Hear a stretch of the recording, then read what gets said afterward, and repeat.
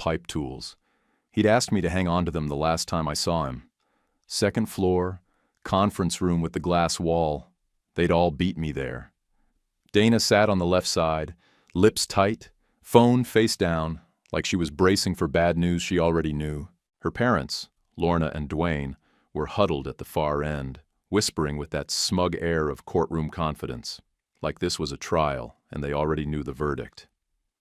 Evan lounged back with a baseball cap turned sideways, scrolling his phone, probably betting on college games again. Brooke kept tugging her blouse down like it kept riding up, even though it didn't. She didn't look at me, just frowned like I'd tracked mud into a showroom. Lorna didn't wait for the lawyer to even open his folder. "Let's be honest," she said, voice cool and sharp. "Donald adored his family. Elijah is extended." She never looked my way. "Before we continue, tell us which city or country you're listening from. Let's see which corners of the world we've gathered from today." "Thanks. And now the story." Garrison White, gray hair, steady hands, tapped the edge of a legal pad. "We'll proceed by order. Please keep remarks brief, calm, and clipped." Like this was his 100th one of these. Probably was. Evan smirked, still scrolling. "Estate's what? 7 or 8 figures, right?" Dwayne grunted something about real jobs and real responsibilities, loud enough to suck the air out of the room. I didn't take the bait. Just sat there, palms flat on the table, quiet. Let them make their noise. I was thinking about the 6 years I'd spent at Donald's place. Fixing that squeaky gate, trimming hedges, hauling out busted hoses, bringing him the old gossip from my mail route that made him laugh. Dana leaned in, her voice a whisper. "Please don't embarrass me. Not here." Same line she fed me at church, at birthday dinners, even when I wore the wrong shoes to her cousin's baby shower. "Don't make waves. Don't poke the hive." Garrison cleared his throat. 2 medical witnesses provided competency confirmation. Nurse Catherine Mills and Dr. Samuel Peterson. Lorna clicked her tongue like that was beneath her. "He left something to hired help?" Evan chuckled like it was a joke. Everything's a joke to Evan until the check bounces. Garrison raised his eyes. "Before we begin, has anyone accessed Mr. Miller's home or account since his passing?" He looked right at Lorna. She raised her chin. "I organized a few things. We need to prepare for sale." Dwayne nodded like a foreman giving orders. "Time is money." I looked straight at Garrison. "I stopped by Monday to water the orchids and return the mower gas can. Security log showed entry at 1:53 p.m. 2 motion alerts and the log shows exit at 3:12. 2 bags. Dwayne leaned forward like he wanted to stand. "You watching our movements now?" Garrison didn't flinch. "Mrs. Miller authorized Mr. Whitaker's access for maintenance and security purposes. No violation there." Brooke let out a theatrical sigh. "Why is he even in this room?" Dana's nails tapped the table. Didn't say a word to defend me. She never did when they were watching. Garrison set a tablet upright on a little stand. "There's a video component, but first, the will." He opened the folder like he'd done it 12 times in front of a mirror. I laced my fingers together, kept still. I listened the way I listen on my route when I hear a loose hinge on a mailbox flap. Patient, quiet. Already know what's coming, just waiting to let it arrive. The screen went black, and the silence that followed could have cracked drywall. The HVAC clicked once, then nothing. You could hear the weight of it settling on everyone's chest. Garrison shut the folder like he was laying a rifle to rest. Dwayne shifted first, jaw clenched so tight you could see the muscle jump. "That video, he was coached. You expect us to believe an old man put that together himself?" Garrison didn't even look up. "Doctor." Peterson's full evaluation is dated, signed, and supported by Nurse Mills's independent affidavit. He made that video by choice. He wrote the will by hand before we had it typed. Lorna snapped, "This is manipulation." Her voice cracked halfway through it, but she sat tall like she hadn't just been stripped to the bone on camera. "He's not even blood," Brooke said, eyes locked on me like I'd stolen something out of her purse. "He's nothing." Dana shifted in her chair, looked like she wanted to say something, but didn't. Her hand hovered near mine for a second, close enough I could feel the warmth. Then she pulled back like she touched something sharp. Evan finally broke, slamming his phone down on the table. So that's it? $9 million and change to a mailman? We don't even get gas money? Garrison tapped the tablet screen. There's a no contest clause. Any formal challenge voids all bequests and triggers automatic review of conduct, including security footage and past claims submitted to insurers. Lorna crossed her arms like she thought it made her look bigger. We contest. He slid a paper across the table like it was nothing more than a menu. Then you receive nothing. And I forward full documentation to law enforcement and Liberty Mutual's fraud unit that wiped the smirk off Evan's face. Dana finally spoke, voice low. Wait, the Cartier watch. Was that real? Garrison turned toward her. Appraised at $14,600. Insured. Video footage places Mrs. Miller entering the house on Monday, July 17th. Motion sensors triggered near the bedroom vanity and the upstairs closet. The item was reported missing 1 week later. Brooke's mouth opened, then closed. Dwayne went pale. You're threatening us, Lorna hissed. Garrison didn't blink. No, I'm informing you Donald's voice came back on like a ghost through the speaker. You test me. I test back. I recorded everything. Medical confirmations are in file. I also prepared additional materials with my lawyer. He looked right at me on the screen. Eli, I put instructions where you'll find them. And I wrote it simple, like you asked. Don't argue with fools. Just water the orchids on the east wall in the morning and mow at a high cut when the heat spikes. He coughed once, took a drink of water. His eyes softened, but his voice stayed firm. Dana, you asked me once if I thought Eli was enough. I told you then, and I'll say it again. He's steady. That's worth more than talk. Then he lifted 2 fingers in that little salute we used when we sat on the porch and saw a hawk slice the sky. The screen went dark again. Nobody moved. For 10 long seconds, nobody dared even clear their throat. Garrison stood and closed the tablet like he was sealing a coffin. You have the documents. The terms are final. The estate transfers to Mr. Whitaker under the timeline and protections outlined. Any interference will be met accordingly. Evan leaned back, arms crossed, still trying to act like he wasn't rattled. What's he even going to do with it? He's a mailman. I turned to look at him. Maintain it. Like I've already been doing. Dwayne stood, chair legs scraping the tile. This ain't over. It is if you make it over, Garrison said. Or it gets legal. Fast Lorna didn't move right away. Her fingers curled around her purse like a lifeline. She kept her eyes on the glass wall, not on me. We'll see about that. Brooke was already typing on her phone, probably spinning it for social. Dana's face was unreadable, like she wasn't sure whether to be ashamed or relieved, like she'd just realized there were no more sides left to hide behind. I didn't gloat, didn't smile, didn't say a word. I just stood, took the box of pipe tools back under my arm, and followed Garrison out. He held the door for me. You okay? I'm steady, I said. That's enough. I tucked the Cartier file under the rest and slid the whole folder into the bottom drawer of the roll-top desk by the window. It had a squeaky track that always caught halfway. I'd offered to oil it years ago. Donald said, let it squeak. Reminds me not everything's smooth. The house was too quiet now. No game show reruns on low volume. No faint smell of tobacco from the back porch. I moved through the rooms like I didn't fully belong, even though every drawer had something with my fingerprints on it. I checked the batteries on the fire alarms. Swapped out 2. Tossed the dead ones in the junk drawer that held 6 loose screws, a dog leash from a neighbor's poodle, and a twist tie so old it had turned gray. All still there, like Donald had just stepped out for milk. I set a reminder on my phone for trash day and circled the pond filter in red ink on a sticky note I put on the fridge. He used to call it the frog whirlpool. It clogged easy when the cottonwoods dropped their fluff. By the time I got back to the garage, the light was low. I stood there, breathing in motor oil and old grass clippings. The lean-to shed still leaned. The rake still had that cracked handle I kept meaning to fix. I opened the seed box again and took out the folded neighborhood map.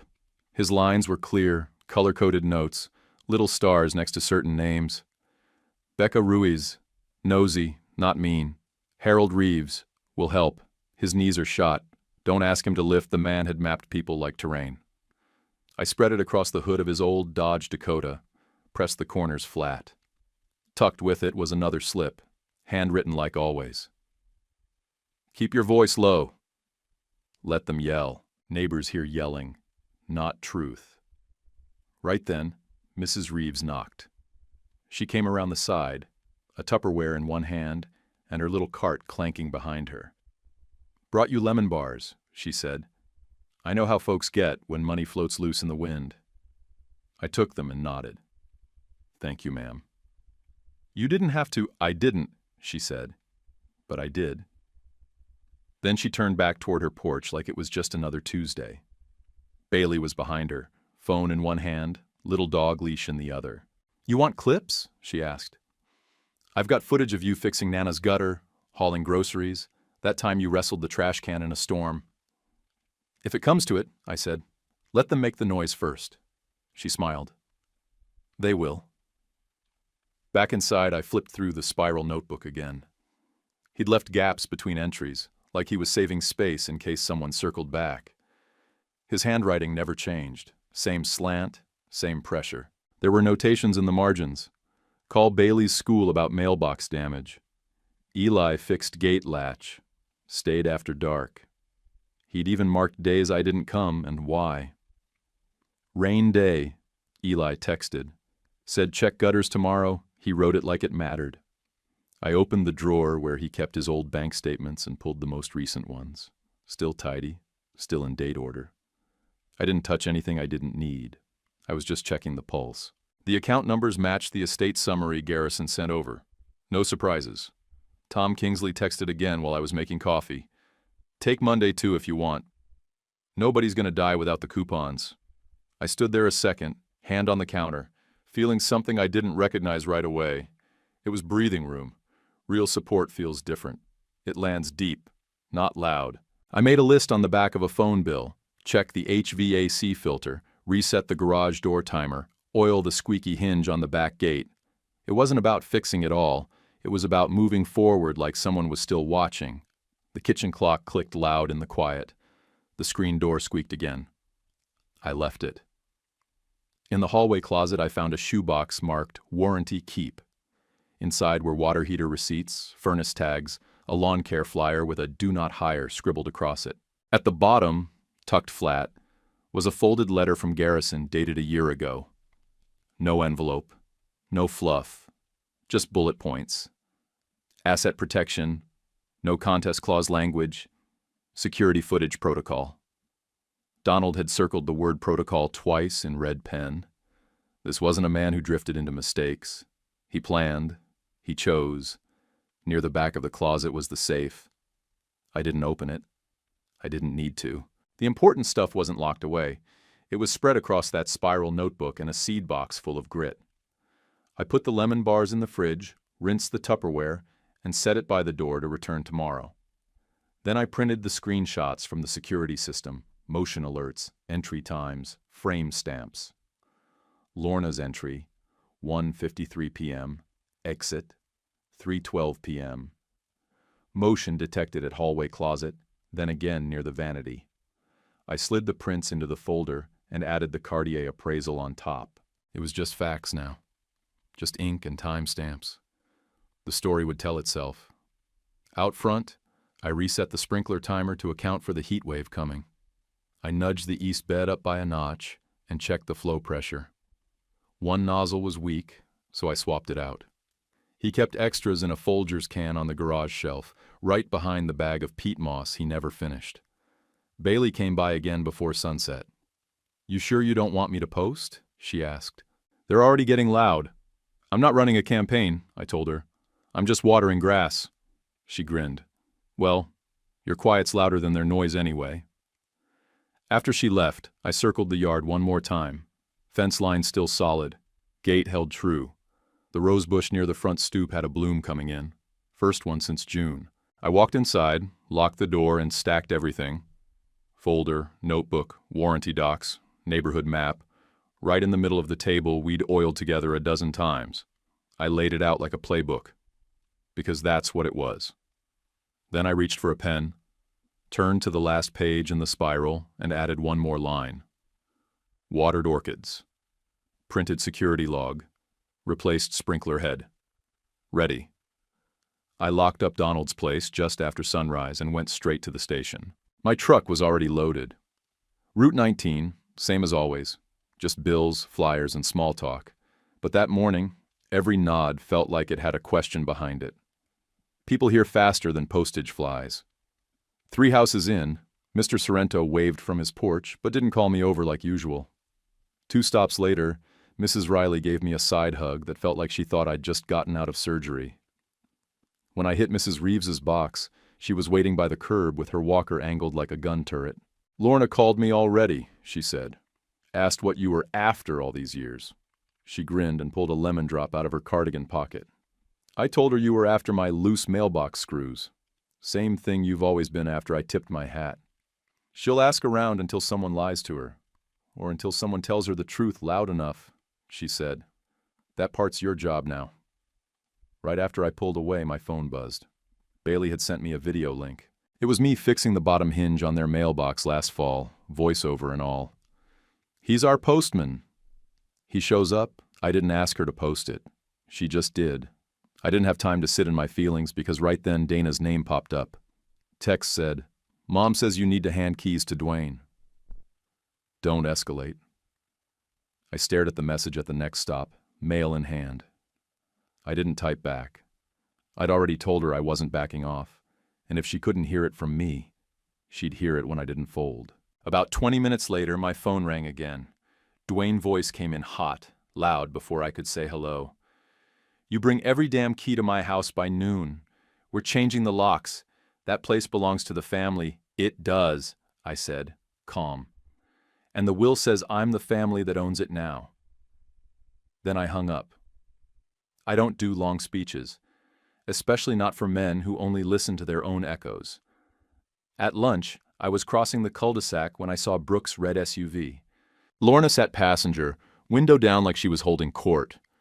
Brooke waved me over like I was some valet with their dry cleaning. Brooke lifted her phone, already recording. "We're going to the paper. You want to say anything first?" "No," I said. "Tell them I delivered certified letters and mowed the yard without asking for gas money."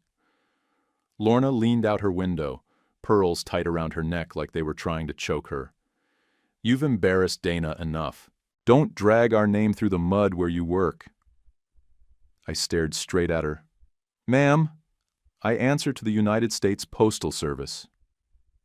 Not the Millers, that line landed hard. She rolled up the window without another word. By the time I got back to the station, I was sweating through my shirt. My manager, Tom Kingsley, called me into the back. I braced myself, figured Lorna had already tried to throw her weight around. He shut the door and slid a time-off form toward me. "Take Friday, too," he said. "You've got the coverage. Also, if anyone shows up here raising hell, we'll handle it." I didn't say anything for a second, just stood there like a fool because that kind of backup was new to me. At home, I was used to Dana stepping aside and letting her parents talk over me. This felt different. Solid. "Thanks," I finally said. "I mean it." "That house yours now?" he asked. "Paper says it is." He nodded once. "Then you got work to do. We've got your back." That evening, my phone lit up with a group thread. Dana, me, her whole family. Evan had sent some dumb thumbs-up gif of a lawyer in sunglasses. Brooke followed with, "Can't believe a mailman pulled a fast one." Then a screenshot of some post accusing me of taking advantage of an elderly man. Dana stayed quiet. Of course she did. I didn't respond. I muted the thread and dropped the phone into the junk drawer next to my spare stamps. 10 minutes later, Mrs. Reeves texted me again. Another video clip. This one had me in a snowstorm, hauling her heavy grocery bags to the porch, dated and time-stamped. "Use if needed," she wrote. I sat down on the couch with a ham sandwich I didn't want and stared at the ceiling fan turning slow. I could already feel the smear campaign kicking up dust. The next day, I filled up the mower tank and checked the blades. I packed the lemon bars for later and threw my work gloves into the cab. I walked out front to load the last bag of mulch I'd picked up that morning. As I bent down, I noticed a folded slip of paper in the mailbox. No envelope, no stamp. Handwritten, said, "He's not family. He's a squatter." No name on it. I read it once, crumpled it up, and dropped it in the trash. Grass doesn't care about insults. Orchids don't know rumor from truth. They just need water. So I gave it to them. I watched the taillights disappear around the corner, then closed the door slow. Left her casserole on the counter. Didn't open it. Didn't throw it out either. Just left it sitting there like it was part of a script I didn't audition for. Next morning I was back in Donald's sunroom with the watering can, half full, just like the Sharpie line said. The orchids looked fine. Better than me. I adjusted the East Zone sprinkler timer 1 click forward for the heat. Same note he left in the seed box. Even dead, he still ran things smooth. Garrison called while I was rinsing my hands at the kitchen sink. "Elijah," he said, voice flat like always, "the insurer flagged a Cartier claim. Filed by Mrs. Miller 3 weeks ago. They've requested security footage from the dates in question. Already printed," I told him. "Monday, plus last Thursday's backup. Bedroom, hallway closet, both flagged. No cuts, time stamped." He paused for just a breath. "You're one step ahead.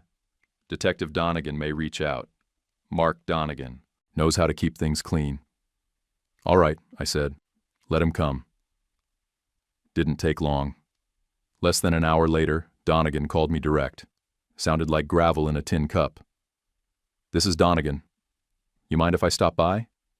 5 minutes. "Door's unlocked. Come in through the kitchen." He came casual. No badge flash, no notepad yet. Just a polo shirt and jeans. The kind of guy who didn't need to raise his voice to get answers. He stood by the table, looked at the spiral notebook Donald had left, hands on his hips, not touching anything. "That Donald was organized," he said. "People hang themselves with little details." He laid his bricks tight. I handed him a folder with the security log entries, motion alerts, the Cartier appraisal, plus Donald's sticky note about it. "I'm not accusing anyone," I said. "I'm just keeping the trail clean." He flipped through them. Didn't rush. "This matches what the insurer's asking for. That appraisal's solid. Serial number's clear." He pointed toward the back hallway. "That closet still where it was? Same as it's always been. You and Garrison? Only 2 with keys?" "Me and Garrison, yeah. Dana used to, but Donald took hers after Brooke brought a realtor through the kitchen without asking. That was, what, March?" Donegan nodded, took a slow breath. "Any blow-ups with Lorna?" Shouting. Threats. "She argues at me," I said. "I stand there and take it." He actually smiled a little at that. "Fair enough." He pulled out a card and slid it toward the fridge. "If anybody tries to get in again or starts carrying stuff out, call. Don't engage, copy that." He took one more pass through the main hall, looked at the camera placements, then let himself out without another word. Didn't even ask for coffee. The good ones never linger. Late morning I was out at the pond pump, clearing the intake filter. The cotton fluff had built up again. I was elbow deep in water when a silver SUV rolled past slow. Lorna. Driver's window halfway down. Phone up like she was filming a raccoon in her attic. She didn't get out. Just recorded, paused, then drove off like she had somewhere better to be. By noon, Evan had already posted on his feed, "Elderly man manipulated by mailman. Pray for our family." Bailey texted me a screenshot of the comment section. Most of the locals weren't buying it. One guy from the VFW wrote, "Mailman's been mowing that yard for years. You just noticed?" I stayed quiet. That said enough. While checking the garage shelves for a clean rag, I found the old sprinkler wrench Donald always misplaced. Same one I had to fish out of the compost bin 2 summers back. I cleaned it up and dropped it into the metal coffee can labeled Turnkey. Felt like I was shaking hands with him again. Just after 3, Garrison called. Small storm brewing. Not legal yet. Just noise. I'm hearing it. He cleared his throat. Elijah, good job keeping your voice low. We'll let the loud ones hang themselves. I told him about the letter Donald left in the seed box, the one labeled, When Lorna Talks to the Papers. Garrison actually whistled. Donald played chess. Everyone else brought checker pieces. I was locking up the shed when Dana showed back up, holding a Pyrex like it had meaning. She stood on the porch like she wasn't sure if she was welcome. I didn't say anything.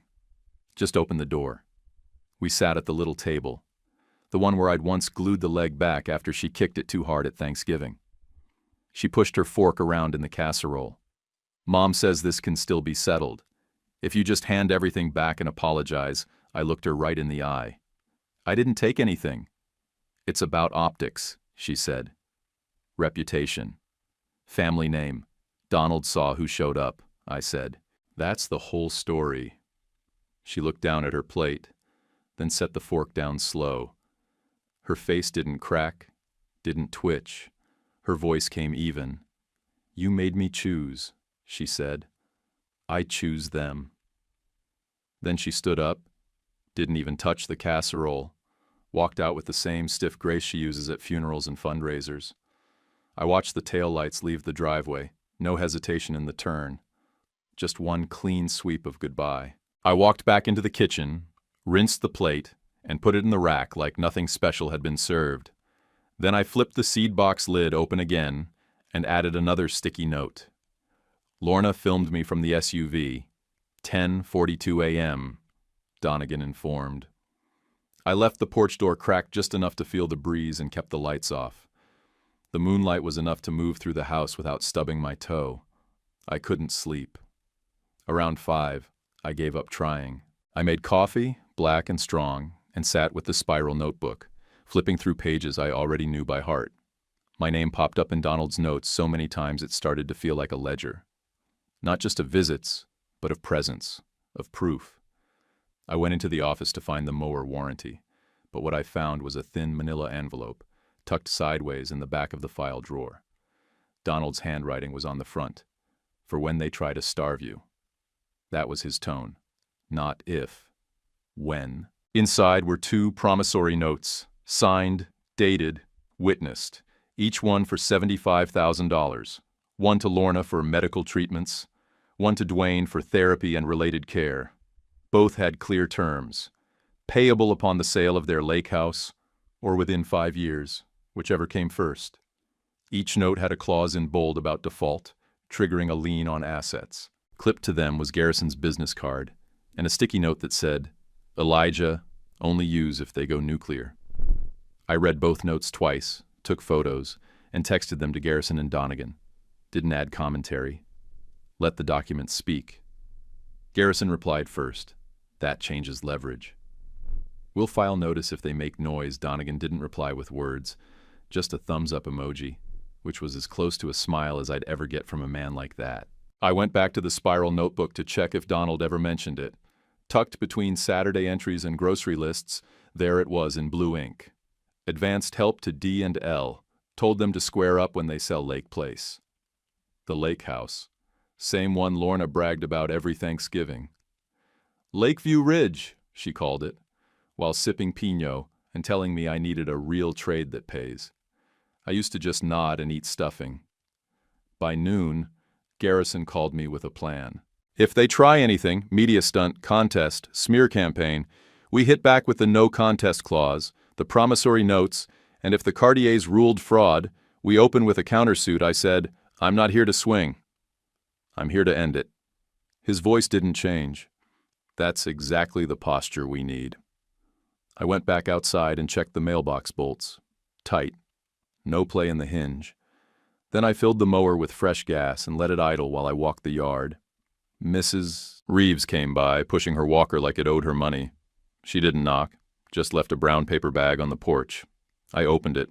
Grocery receipts going back 2 winters. Dates, items, He even scribbled notes like Eli carried bags up icy steps and refused gas money again. She stood at the edge of the walkway and said, "People forget the little things." "Courts don't. I'm not going to court if I can help it," I said. "That's fine. Just don't show up empty-handed if you're forced to." She turned and clanked back toward her house without waiting for a thank you. By 2, Evan drove past, with the bass turned up so loud it rattled my window screens. He revved the engine twice, like he thought intimidation was horsepower. His window was down, sunglasses on, but he didn't look over. Just kept going. 20 minutes later, Brooke posted a picture on her Instagram story of Donald's front garden with the caption, "Grandpa's garden. Used to mean something. Invaders ruin everything." Bailey stitched it and posted her own clip. Me in August heat, shirt soaked, trimming the hedge with a dull blade. Her caption read, "Some invasions fix gutters. I mowed the lawn high, just like Donald taught me. Let the roots hold during heat." I bagged the clippings and lined them up next to the shed. Took a photo. Didn't text it. Didn't post it. Just saved it. For me. Right before sunset, I pulled the filter from the pond pump and hosed it out in the driveway. Water splashed up and hit my legs, but I didn't move. I scrubbed it clean, dried it with an old towel, and set it back like nothing happened. Inside, I made a sandwich I didn't finish. Checked my phone. Garrison had emailed me a full summary of Donald's estate plan. Clean, bullet-pointed, no emotion. Just facts. Medical confirmations, January and May. Video attestation, witness statements, Mills-Peterson, security logs, promissory notes, sealed letter of intent. At the bottom, he added one more line. "Your calm is the case." I closed the email, shut the laptop, and walked back outside. Porch lights stayed off. Air was still, quiet enough to hear the soft tick of the sprinkler timer kicking over to the east bed. I went back in, grabbed the folded blanket, and laid down on the couch with the door still open. That house creaked when the wind hit the right angle. The floor groaned when the temperature dropped, but it didn't feel empty. It felt like mine. We didn't say much in the elevator. Garrison just hit the button and kept his hands folded like a man at a funeral. I stared straight ahead, counted the floors down. When the doors opened to the parking level, I headed for the truck. I had compost to move. By Monday morning, we were back at it. Neutral office, rented conference room, fake ficus in the corner. Family discussion is what the email called it. I knew better. It was an ambush with a reception desk. Lorna walked in like she was on a stage. Silk scarf, stiff posture, a lawyer I'd never seen in tow. Dwayne followed right behind, all chest and volume like he thought the carpet belonged to him. Evan came last, chewing gum like a teenager in court. Brooke didn't smile. She never does when she's losing. Dana walked in with them, but didn't look at me. She didn't sit near me either. She sat right between her parents like she was lining up behind a flag. That was the first honest thing she'd done in a long time. Garrison opened the file slow and steady. "This meeting is informal. But I want to state for the record that we will follow the terms of Mr. Donald Miller's estate plan without deviation. All materials are verified and ready for court if needed." He didn't raise his voice. Garrison never does. But his tone cut right through the air like a hot knife in cold butter. Lorna's lawyer leaned forward. "Our client believes Mr. Whitaker unduly influenced an elderly man to alter his will in a manner that is inconsistent with past intentions." Garrison didn't blink, just reached into the folder and slid a flash drive across the table like it was a coaster. "Dr. Peterson's cognitive evaluation, Nurse Mills's signed affidavit, and a second psych consult. Independent. Take your pick." Dwayne scoffed. "This'll get dragged for years. You ready for that?" Garrison tapped the file again. "If your clients file a contest, they receive nothing. 0. As per the no contest clause, and I notify the insurer and police regarding the Cartier incident. Additionally," he slid 2 folded sheets across the table.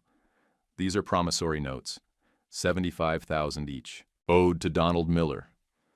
These become enforceable immediately upon contest. Lorna didn't move, but her pupils went wide. Dwayne's hand twitched like he was going to reach for them, then didn't. Brooke's mouth dropped open an inch before she caught herself. Brooke said, "Those were gifts." Garrison pointed to the fine print. "They are signed loan agreements, repayable on the sale of the second property or by year 5.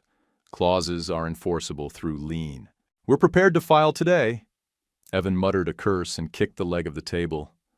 His phone buzzed. He glanced down and swore again.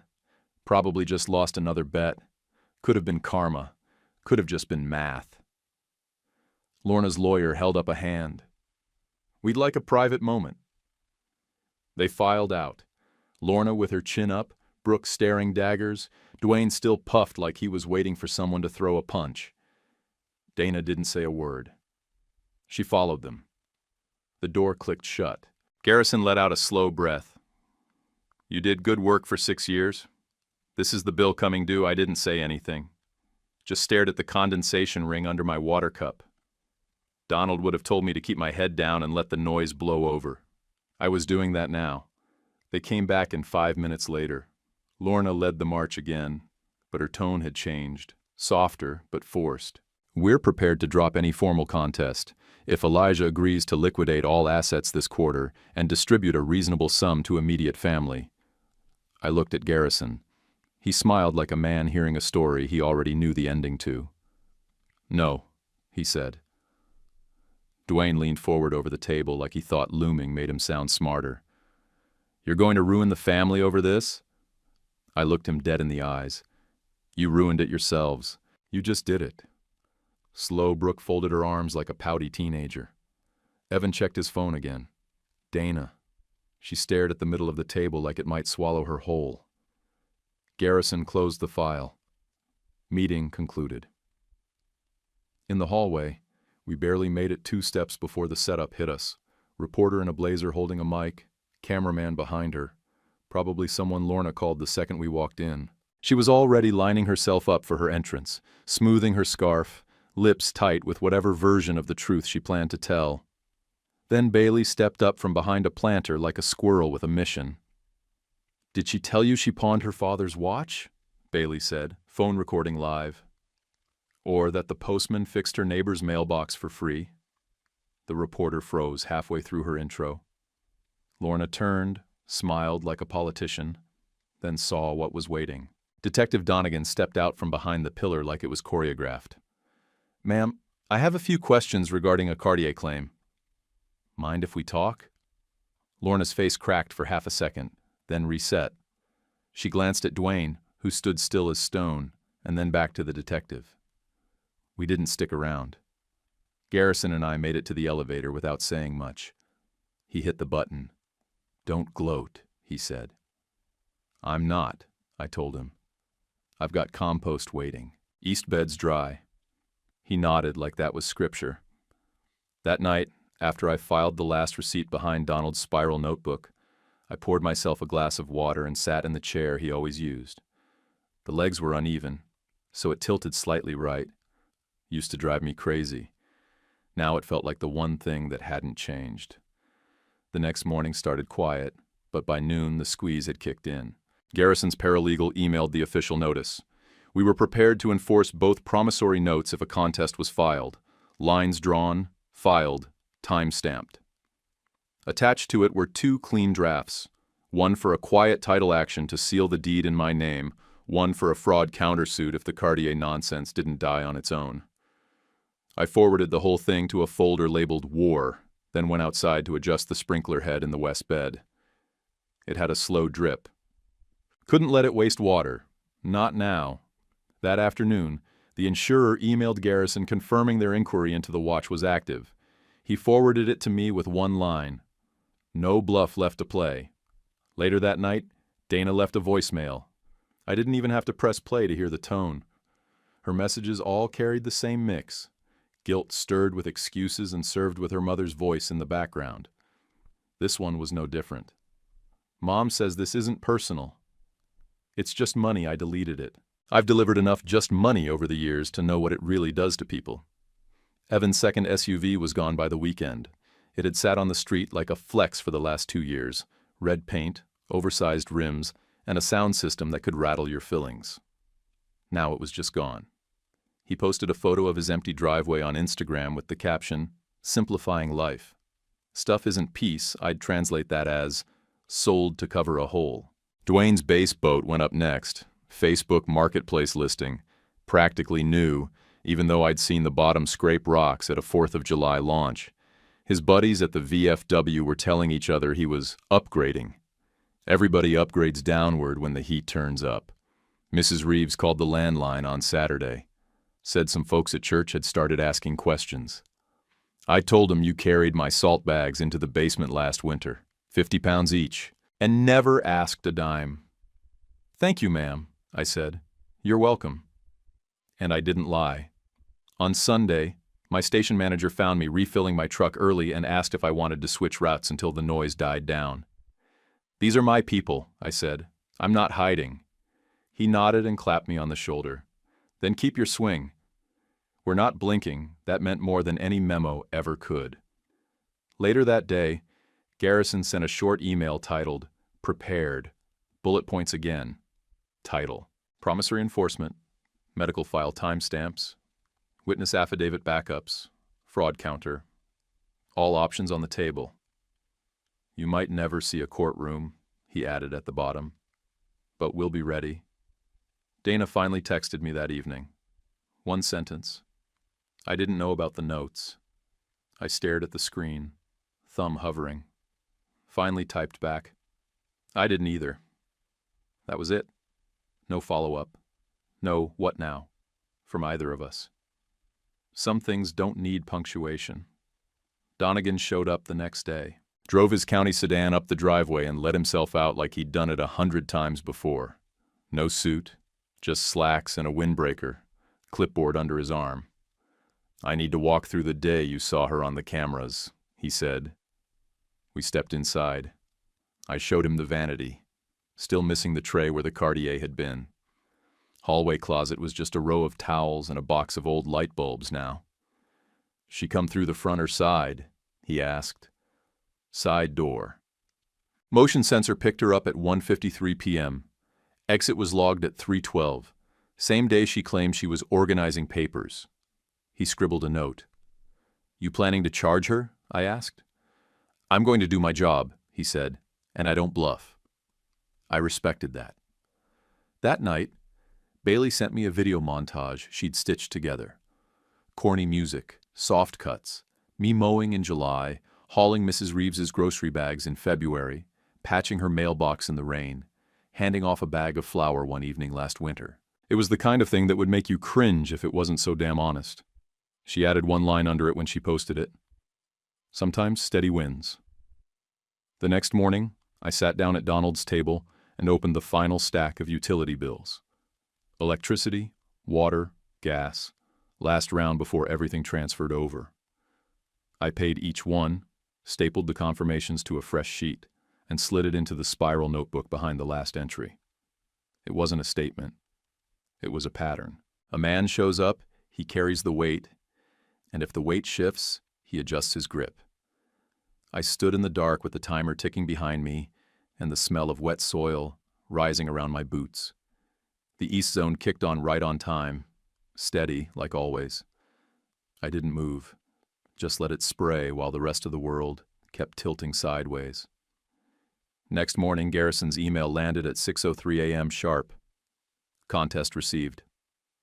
Friday filing. Confirmed he attached a scanned copy, Lorna's lawyer trying to disguise it under legalese, claiming suspicious influence and declining mental clarity. We'd already prepped the reply weeks ago. Garrison filed our response by lunch. No contest clause, video testimony, medical evaluations, witness statements, the security logs, and scanned promissory notes with repayment terms in bold. Donegan called before dinner. Insurer matched the Cartier serial to a pawn inventory in Calverton. Sold same week Lorna was on camera. Come in tomorrow. Need a signed statement I showed up early. Signed it clean. Donegan didn't say much. He just reviewed the paperwork, slid it into a file, and said, "Next steps will be formal." That sounded better than "we got her." That sounded like forward motion. Late Tuesday, a process server finally reached Dana, walked right past the roses at Lorna's place, and handed her a manila envelope with her name on the sticker. She stood on the porch like she couldn't breathe, like something invisible had pushed into her chest and stayed there. She texted me a photo of the envelope. "Is this you?" I typed back, "It's the consequence." She didn't reply. I guess that was her version of silence now. Mine had been longer. Evan's second SUV was already gone.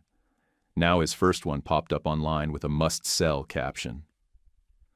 Dwayne's boat ad changed to "price to move." They'd run out of bragging rights and things to post. Brooke called me from a blocked number just after 9. I almost didn't answer. "You could have just given them something," she said. "We're family." I waited a beat. Family shows up. I'm showing up. She hung up. That was her version of a closing statement.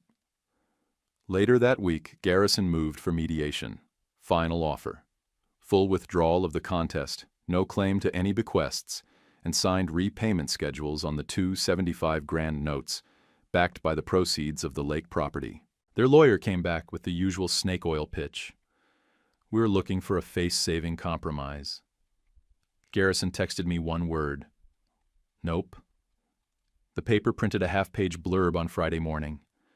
Dispute over local retiree's estate, complete with a photo of Donald in front of his hydrangeas, the same shirt he wore when we painted the trim together.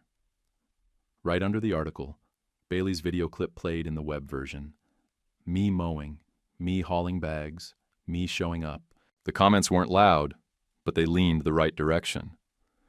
That afternoon, a woman on my route left a sticky note inside her mailbox, folded in half, simple black pen on yellow paper. "Keep doing what you do. We see it." I slid it into my back pocket like a good luck coin. Still have it. Dana texted again on Saturday. "I'd like to come get my things." "I'll come when you're not there," I replied. "Keys under the mat." "Take what's yours." When I got home that night, the apartment looked the same except for the frames. All the pictures were still hanging. Family shots, Christmas cards, graduation smiles. But my face was gone from everyone. Clean cuts, like I'd never stood in them. Sunday night, Garrison called from the office. "They'll sign tomorrow morning." Full withdrawal. After that, it's paperwork and ticking clocks. He didn't say congratulations. He said, "You did what needed doing." I didn't say thank you. I just said, "Copy." Then I walked out into the yard again. No porch light. Just the dark and the smell of cut grass and dirt cooling down after a long day. The timer ticked on right when it should have. East bed, full spray. I stood still and let the noise of the world fade under that soft, reliable hum. Garrison had the paperwork stacked neat when we walked in. 3 signatures, 2 witness lines, 1 notary. No speech, no small talk. We signed on a Wednesday like we were mailing a return. Just another line drawn and sealed. They withdrew the contest with prejudice. Repayment plans locked. Lien filed on the lake house. No checks from me. No apologies. No gifts. Dwayne shook my hand like he was gripping a railing in a hurricane. Not angry, just scared of slipping. Lorna wouldn't look at me. Stared at a framed photo of a sailboat like it had something to say. Evan stayed back, hands in pockets. He blinked a lot but never looked up. Brooke looked like she might cry, but her jaw was set too tight to let it happen. Dana stood near the elevator, pale, shoulders down, like a balloon slowly leaking. "I didn't know about the money he gave them," she said. "Me either," I told her. We stood there, both watching the gap between us stretch and settle. "They told me you'd embarrass us," she said. "You never did." I looked her square. I watered his orchids and mowed his yard. "They embarrassed themselves?" She swallowed hard. "Is there any way back?" I didn't rush it. "I'll be at the house on Saturdays." If you want to talk without an audience, you know where to find me. She nodded once. That was the most honest minute we'd had in years. Back at the house, I opened the seed box again, pulled out the map of the neighborhood. I made coffee and started a list in my head. Pump filter, mower blades, timer settings. Nothing big. Just the bones of a place being kept alive. I cleaned the filter, reset the mower height, labeled the west bed Monday, Thursday on a strip of tape, and stuck it near the spigot. Donald used to joke I'd turn the house into a post office if he let me long enough. I planted 2 new rose bushes right where we'd said we would, one for each side of the stoop. Set the string line, dug slow, laid compost by hand. Wasn't pretty work, but it was clean. Honest. Mrs. Reeves watched from her porch, arms crossed, cup of tea in one hand. "Looks right," she called out. Bailey filmed a few seconds, no audio, not for social media, just because that's what she does. Inside, I sat at the table and opened the estate summary, balanced the accounts, set auto pay for utilities, added a service reminder for the furnace. Old houses don't care about excuses. I grabbed the spiral notebook and added one more line to the bottom of the last page. Elijah, watered orchids, set timers, planted 2 roses. Then I stapled my USPS slip from that morning. Certified delivery, Route 19. Just to keep the chain going. I walked the yard one more time, checked every fence post, every timer, every sprinkler head. Everything clicked the way it should. The place sounded like a steady man breathing. I don't feel like a winner. I feel like a man who kept his boots on, used what a stubborn old man left behind, and didn't get shoved off his own porch. I didn't win a fight. I kept a promise. People will gossip for a bit, then move on. That's fine. Let 'em. The orchids get 1/3 of a can on Sunday. Lawn gets a high cut when the heat hits. Everything else is in the seed box if I ever forget. And if someone ever shows up asking how I pulled it off, I'll tell them the only truth that matters. I didn't. Donald did. He taught me to show up, keep records, and let loud people hang themselves with their own rope. The rest is just mowing on time. Final question. Have you ever been the quiet, steady one while louder relatives tried to bury you? What did you do? If this story hit home, please subscribe and tap like. It's one click for you, but helps us a lot. And if you enjoyed it, drop a comment with your take. It really supports the channel. YouTube picked this for you. Tap it. Let's see if they guessed right.